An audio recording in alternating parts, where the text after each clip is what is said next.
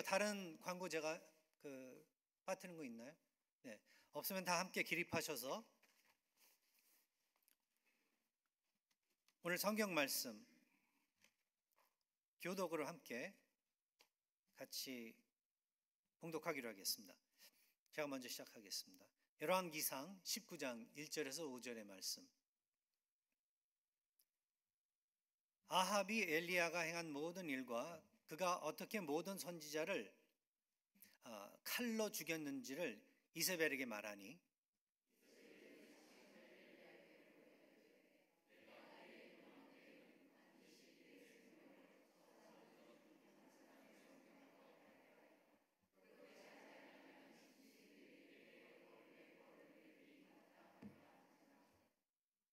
그가 이 형편을 보고 일어나 자기의 생명을 위해 도망하여 유다에 속한 브엘세바에 이르러 자기의 사환을 그곳에 머물게 하고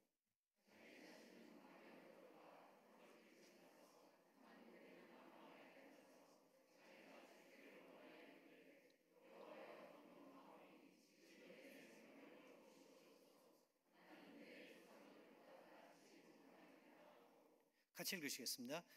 로뎀 나무 아래에 누워 자더니 천사가 그를 어루만지며 그에게 이르되 일어나서 먹으라 하는지라. 아멘. 네. 하나님의 말씀입니다. 다 함께 앉아주시기 바랍니다.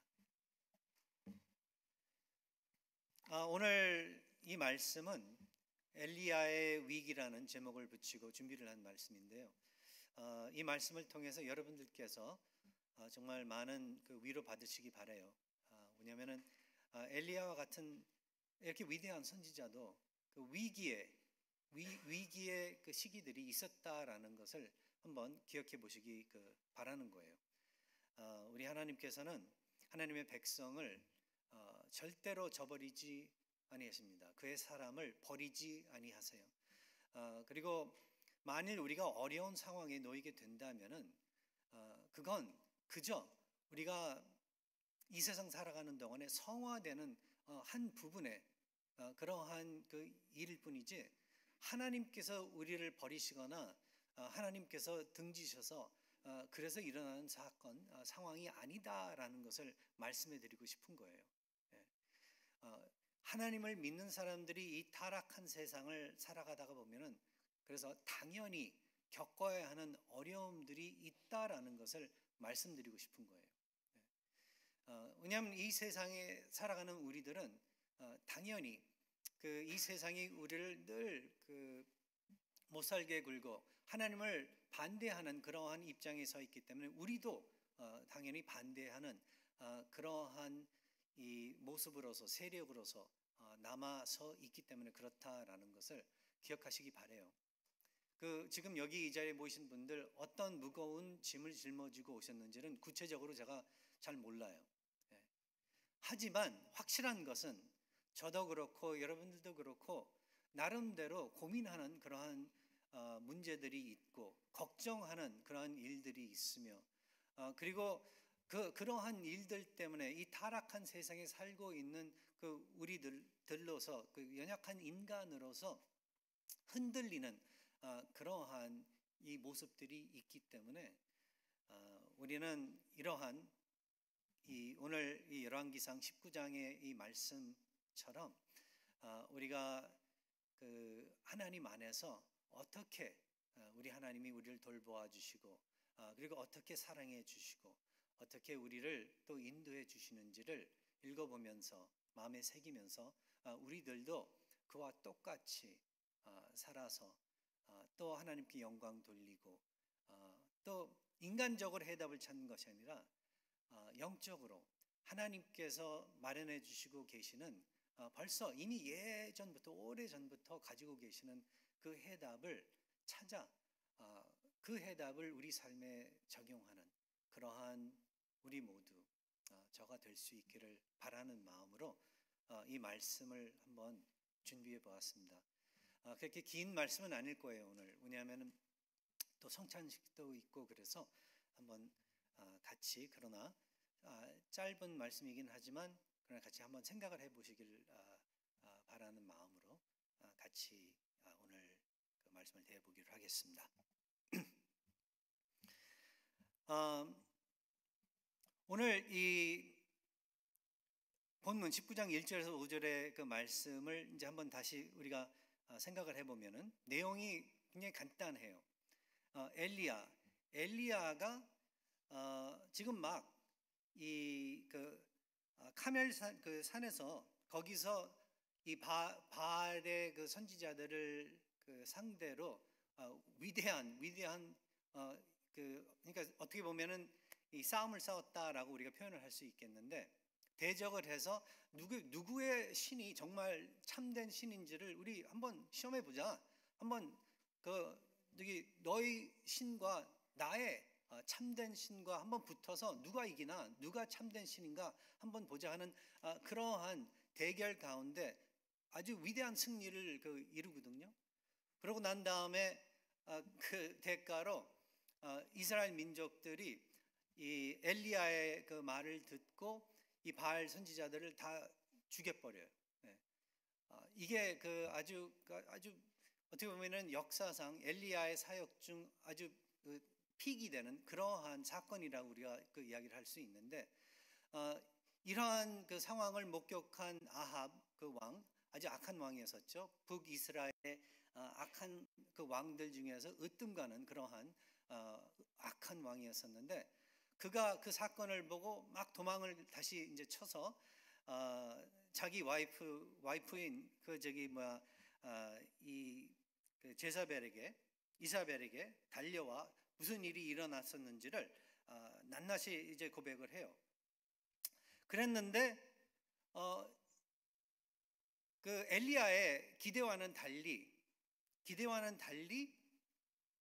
분명히 이러한 사건이 있었고 하나님께서 크게 이렇게 역사하셨는데, 아합뿐만 아니라 이세벨이 이 소식을 듣고 회개를 하고 무릎을 꿇고 항복을 할 그러한 것을 생각을 했었는데, 그와는 정반대로 되려 더 길을 세우면서 이사벨이 너 이제 더 이상 살려두지 못하겠다. 오늘 이때쯤 네가 내 선지자들을 그렇게 했듯이 너도 확실하게 죽여 없어질 것이다 라는 그런 선포를 하게 돼요. 그러니까 엘리야가 기대했었던 어떤 결과가 나타나지 않았었던 거죠. 그래서 그 선포에 이상하게도 여기서는 엘리야가 겁을 먹고 도망을 가요. 엘리야가 도망을 가요. 그래서 도망을 가서 결국은 사막의 한 군데에 가서 4절에 가서 보면 이 광야에 들어가 하룻길쯤 가서 한 로뎀 나무 그 아래에 앉아 거기서 자기가 죽기를 원하면서 말을 뭐라 그러냐면, 여호와여 넉넉하오니 지금 내 생명을 거두시옵소서. 나는 내 조상들보다 낫지 못하나이다. 이러한 그 말을 하게 돼요. 근데 이게 정말로 앞뒤가 맞지 않는, 엘리야를 두고 생각을 해볼 때 그러한 장면이죠. 엘리야가 바로 그 전까지만 해도 얼마나 담대하고 위대하고 그리고 용기가 아주 넘쳐나는 그러한 사람이었었는지를 우리가 읽어보았는데, 그랬는데, 그리고 또 그뿐만 아니라 하나님의 위대하시고도 위대하신 능력을 여러 가지 기적을 통해서 목격을 했는데, 그죠? 근데 어떻게 여기에 와서 이렇게 무너질 수 있었는지, 이게 오늘 좀 초점을 해볼 그러한 하나님의 말씀이 아닌가. 하나님께서 우리에게 저도 마찬가지고 여러분들도 그렇고, 그래서 이걸 보니까 언뜻 듣기에는 그 사람이 늘 그냥 꾸준히 그대로 그 모습을 유지할 것 같은 그러한 생각이 들지만, 우리가 알게 되는 게 그렇지 않다. 아무리 강건히 그렇게 보이는 사람일지라도, 온전하게 보일 그러한 사람일지라도 결국 어느 때에 가서는 인간이기 때문에 무너질 수 있고 넘어질 수 있다. 망가질 수 있다. 이걸 목격을 하게 되는 거예요. 만일 엘리야와 같은 그런 선지자도 이렇게 무너지는 순간이 있었다라면은, 그럼 그 누구나 다 그럴 수 있다라는 게 또 우리 하나님께서 주시는 그런 메시지라는 거죠. 그러니까 우리로 하여금 인간에 대해서 그리고 내 자신에 대해서 너무 높게 너무 위대하게 생각하지 못하도록 우리 하나님께서는 현실을 말씀해 주시는 거예요. 이게 너무 중요한 것 같아요. 저 같은 경우도 보면은 어려서부터 자라날 때 늘 생각했던 것이 이 세상에 모든 사람들이 나와 같다면은 이 세상이 얼마나 평화스러울까, 이런 착각을 하고 살았던 그런 기억이 나는데, 많은 분들이 그럴 거예요. 어느 순간에는 내가 도전해서 이기지 못할 그러한 일들이 없다, 내가 할 수 없는 일이 이 세상에 없다, 이런 자신감이 넘치는 순간들이 있었을 거예요. 그런가 하면은, 근데 뒤돌아보면은 그랬다가도 얼마 안 가서 무슨 일을 통하여, 어떤 계기를 통하여 완전히 그 자신감을 잃어버리고 무너졌었던 그런 순간들도 여러분들께서는 기억을 하실 거예요. 그렇게 담대했었다가도 갑자기 두려워하는 그러한 모습이 드러났었던, 그러한 영웅 같은 그러한 모습도 있었던가 하면 그냥 굉장히 야비했었던 그러한 모습도 드러냈었던 기억들이 있었을 거예요. 후회하는 그러한 일들, 지금 보면 후회하는 그러한 일들도 분명히 있었을 거라는 거죠. 그런데 그것을 가지고 사람들을 탓하기 이전에 엘리야와 같은 이러한 선지자도, 위대한 선지자도 그렇게 무너질 수 있다라면은 나도 당연히 그럴 수 있었다, 앞으로도 또 그럴 수 있다, 내 형제와 자매들, 내 옆에 주위에 있는 사람들도 얼마든지 실수할 수 있고 무너질 수 있고 망가질 수 있다. 이게 너무 중요한 것 같아요. 우리는 너무 어쩔 때는 내 자신과 내 주위에 있는 사람들을 완벽하게 생각하고 그들을 완벽하게 기대하는 그러한 실수를 범할 때가 있는 것 같아요. 그러니까 무너지면은 완전히 좌절하고 누가 실망시키면은 그래서 화가 나게 되고, 그래가지고 이해하기보다는 되려 정죄하면서 결국은 죄로 이어져 가지고 서로가 서로를 해치는, 내가 내 자신을 해치는 그러한 그 결과까지 가게 되는 그런 실수를 하게 되는 경우들이 있는 것 같아요. 근데 우리 하나님께서는, 우리 그 교수님도 이제 이러한 말을 하셨고, 우리 케니 목사님 예전에 우리 영어부 목사님 저와 같이 낮에 같이 커피 마시면서 하는 대화 중에 이러한 똑같은 이야기를 했었는데, 무슨 말인가 하면, 만일 목회를 하다가 어떤 성도가 죄를 지을 때 너무 충격받지 말라, 너무 놀래지 말라, 당연한 것이다, 그러한 말씀을 하셨거든요. 당연한 것이다. 그러니까 인간이 실수를 범하고 넘어지고 망가지는 그러한 것은 당연한 일이라는 거예요. 이 세상 살면서 다 죄인이기 때문에. 성경이 뭐라 그래요? 하나도 의로운 사람 없다.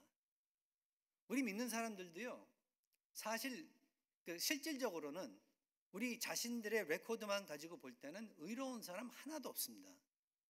그런데 의로운 사람같이 존재는 하고 있어요. 근데 그 이유는 왜 그런가 하면, 하나님께서 은혜로 우리를 의롭다고 칭해 주셨기 때문에, 우리를 구원하시면서, 그래서 의롭다라고 우리는 그 신분을 가지고 살아가는 것 뿐이죠. 실질적으로는 우리가 하나님의 앞에 설 때, 그날까지, 천국에 갈 때 그날까지는요, 계속 죄와 우리는 씨름을 하고, 계속해서 실수도 범하고, 계속해서 넘어질 때도 있고, 계속해서 갈등을 하면서 위기에 놓일 때가 있을 거라는 것을 우리 하나님께서 알려주시고 있는 거예요. 근데 이게 너무나도 감사한 사실이에요. 왜 감사한가 하면은 하나님께서는 그만큼 나를 잘 파악하고 계시다는 바로 그 표시이기 때문에 그렇다라는 거죠. 예. 내가 내 자신을 잘 안다고 생각하지만 나도 내 자신을 잘 몰라요. 내가 이렇게 할 거다라고 장담을 하지만 그렇게 되는 경우가 그렇게 별로 많지 않습니다. 네.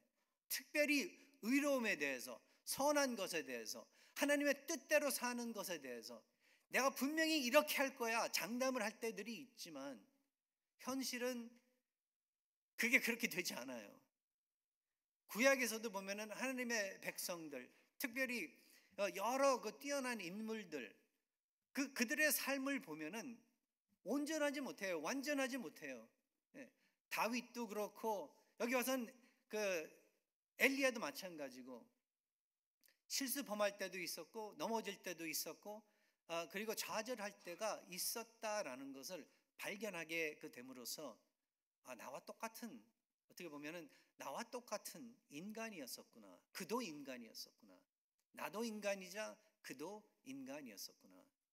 여러분들은 제가 매주마다 이렇게 올라와서 설교한다고 그래가지고 목사의 그 직분으로서 그 명찰을 달고 있다고 그래서 뭐 더 거룩하게 생각을 할 수 있겠지만, 그리고 expectation도 그렇게 클 수 있겠지만 결국은 여러분들이나 저나 다 인간이라는 거예요.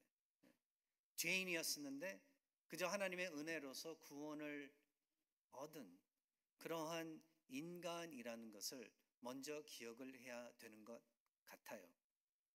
저야말로 특별히 그걸 계속해서 기억을 해야 되는 것 같아요.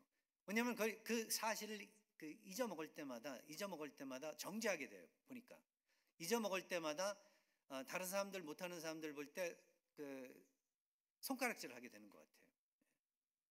근데 그게 아니라 우리 모두 인간인데 다 죄인들인데 하나님께서 은혜로 우리를 구원해 주셔서 한 동아리로 이렇게 묶어주시고 공동체로 세워주신 그 하나님의 은혜를 생각하고, 그리고 그 뒤에는 하나님의 어떤 마음을 담아두시고 그렇게 하셨을까를 궁리해 보면서, 그리고 성경을 구약 신약 읽어보면서 이러한 사건들, 이러한 이야기들, 그 여러 가지 교리의 가르침들과 진실의 선포함들을 또 생각해 보면서 연결을 시켜 보면서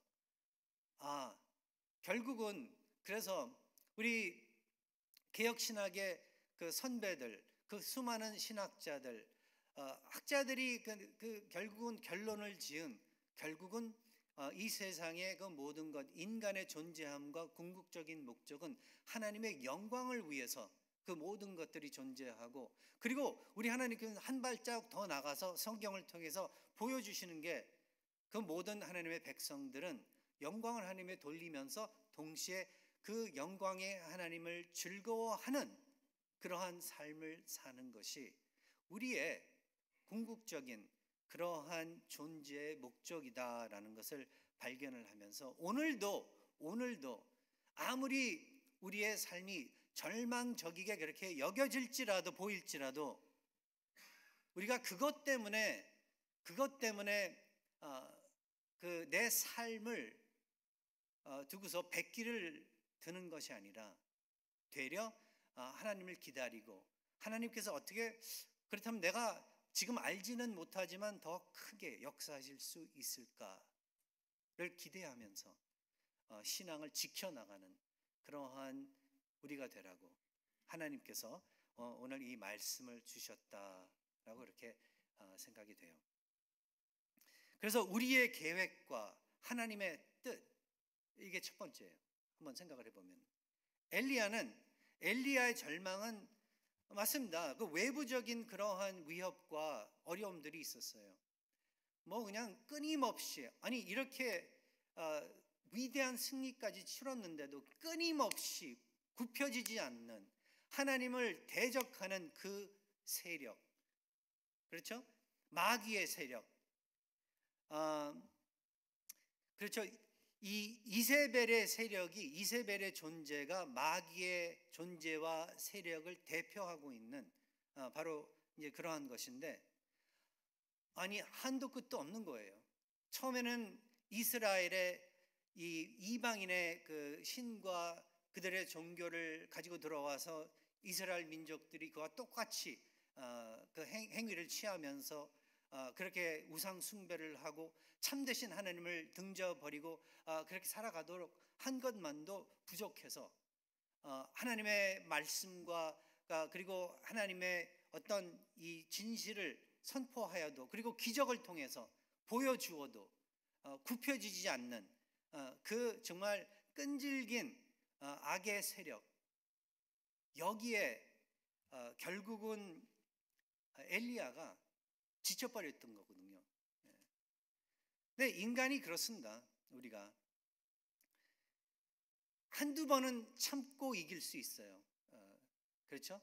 그 어떤 공격이라든지 어려움이라든지 한두 번, 세 번까지는. 근데 그 이상은 넘어가기가 참 힘들어요.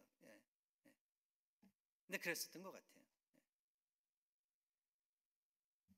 그러니까 목숨의 위협을 한두 번이 아니라 계속해서 끊임없이 받고 있다가 이제서야 이제 이러한 이 승리를 통하여 카멜산의 그 승리를 통해서 이제는 굽혀지겠지 기대를 했었는데, 그리고 모든 그 북이스라엘의 민족들이 이제 하나님께 그들의 마음과 몸과 모든 것을 바치겠노라 이렇게 회개해서 이렇게 돌아설 것을 기대를 했었는데 그게 안 됐었던 거예요.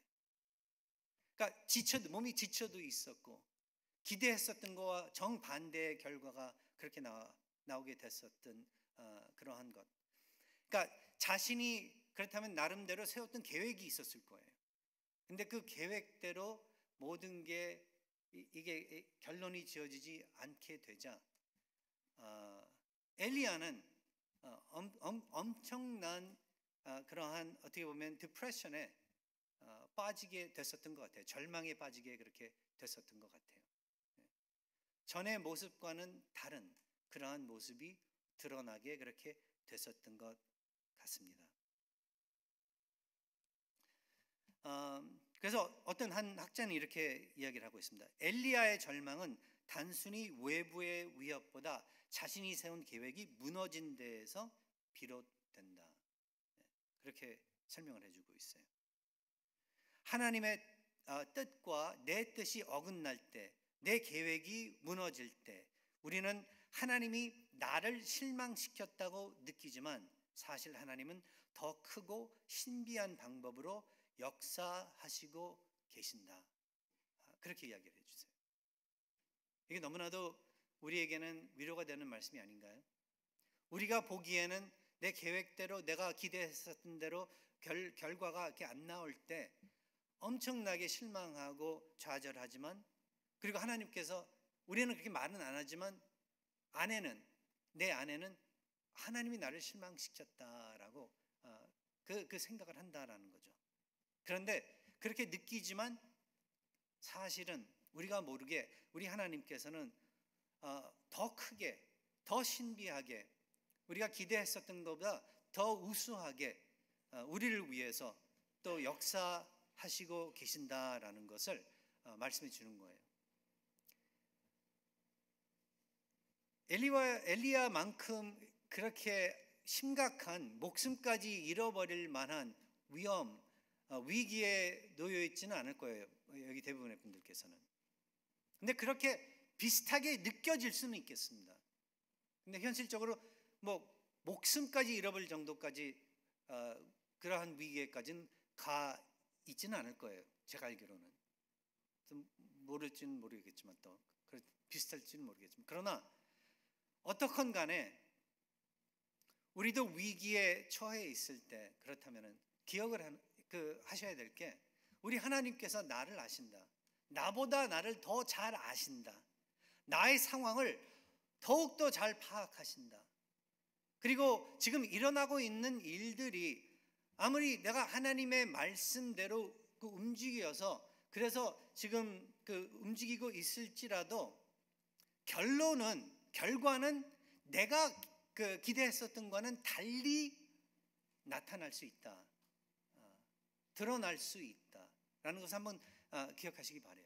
그리고 만일 그렇게 반대로 그 결론이 지어졌을 때 여러분들께서는 거기에서 좌절하지 마시고, 하나님께서 그렇다면은 이것보다 더 그 아름답고 위대하고 더 좋게, 더 그 좋은 방법으로, 우수한 방법으로 우리 하나님께서는 더 역사하실 게 아닌가, 그 생각을 하시라는 거죠.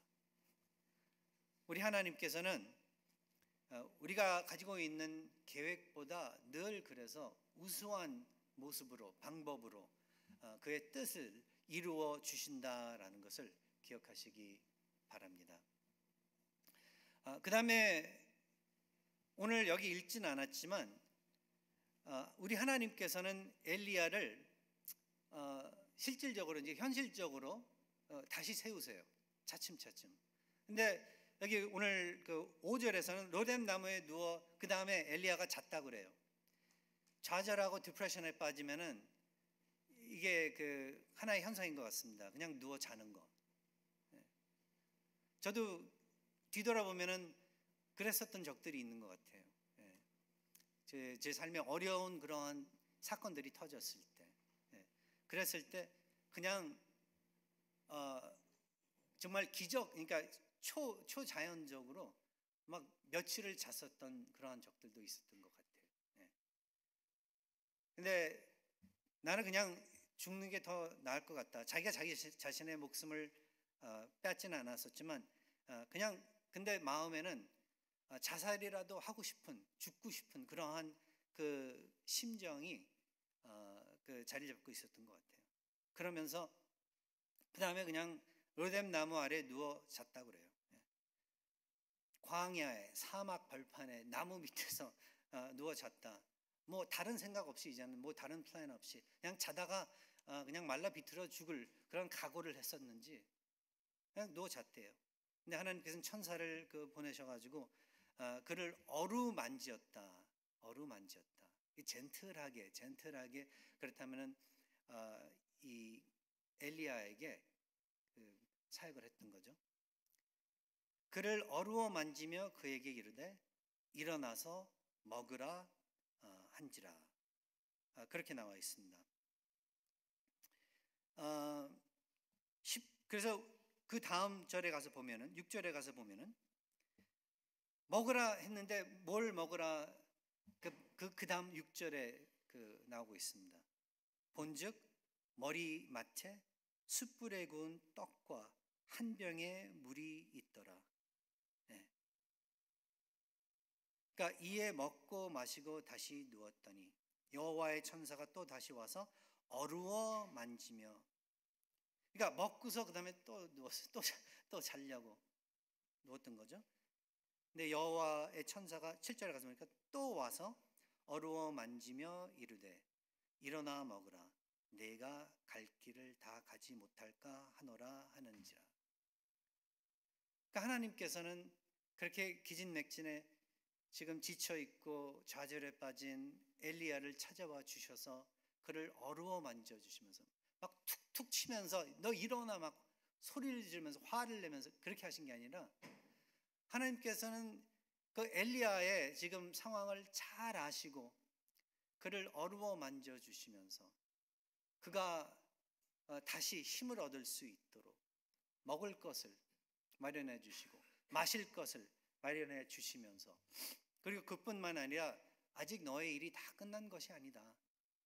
지금 엘리야는 자기 일이 다 끝난 걸로 생각을 하고 있는 거거든요. 그렇다면은 네가 나를 위해서 해야 할 일이, 아직도 위대한 일들이 남아 있다.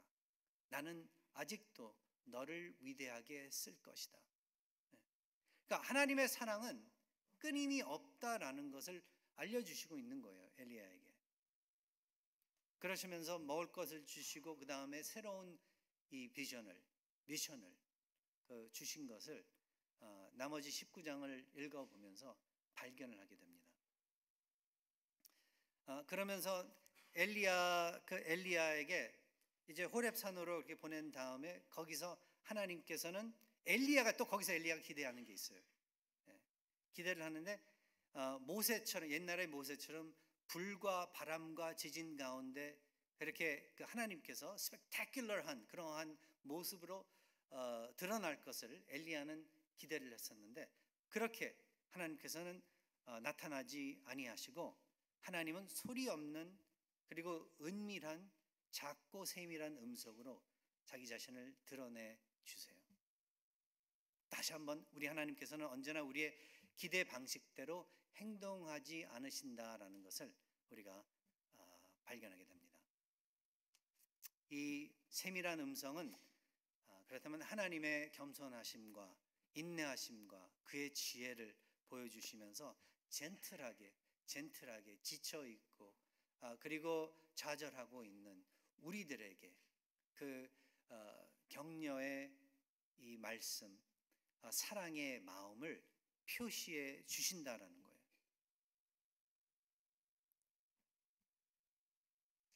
안 그런가요? 저도 그래서 어떻게 보면은 어려운 상황에 놓여 있을 때 정말로 내가 풀지 못하겠다 하는 그러한 상황에 있을 때 그래서 조용한 곳을 찾아서 기도를 하게 되는 것 같아요. 시끄러운 데서 말고 조용한 장소를 찾고 조용한 공간 안에서 그리고 그 성경을 보면서 이게 왜 이렇게 안 풀릴까? 왜 이렇게 되지 않을까? 왜 이렇게 어려움이 있을까? 이걸 고민하는 것 같아요. 그러면은 하나님께서는 뭐 불과 바람과 지진 같은 그러한 식으로 나타나지 아니하시고 젠틀하게 말씀을 통하여 또 어쩔 때는 형제 자매들을 통하여 젠틀하게 그의 뜻을 보여주시는 것 같습니다. 그렇게 지금 엘리야에게 우리 하나님께서는 육신적으로도 실질적으로 필요한 그러한 것들을 통하여 힘을 더해 주셨고 그러나 더 나아가 정말로 제일 중심적인 그 문제를 해결해 주신 거예요. 엘리야는 하나님께서 나를 이제 더 이상 필요 없게 그렇게 여기시는구나. 아니면 이게 더 이상 이제는 내가 할 거 다 했다 그렇게 생각하고 있었던 엘리야를 다시 하나님의 뜻을 컨펌해 주시면서 아니다, 더 큰 일이 남아 있고 더 크게 내가 쓸 것이다. 그렇게 하셨던 것 같아요. 우리 하나님께서는 그래서 엘리야를 그렇게 아주 젠틀한 그러한 모습으로 음성으로 만나 주신 것과 마찬가지로 여러분들도 그렇게 만나 주실 것이라 믿고 있습니다. 여러분들께서도 그렇게 믿으시기 바라요. 지금 가지고 있는 어려운 문제들이나 힘든 그 상황들, 여러분들이 신앙을 지키려고 하는데 그 신앙을 지키는데 어렵게 하는 그러한 여러 가지 문제들, 하나님 안에서 여러분들 그렇다면 누우시기 바라요. 하나님 안에서 도움을 청하시기 바라요. 하나님 안에서 해답을 받으시기 바랍니다.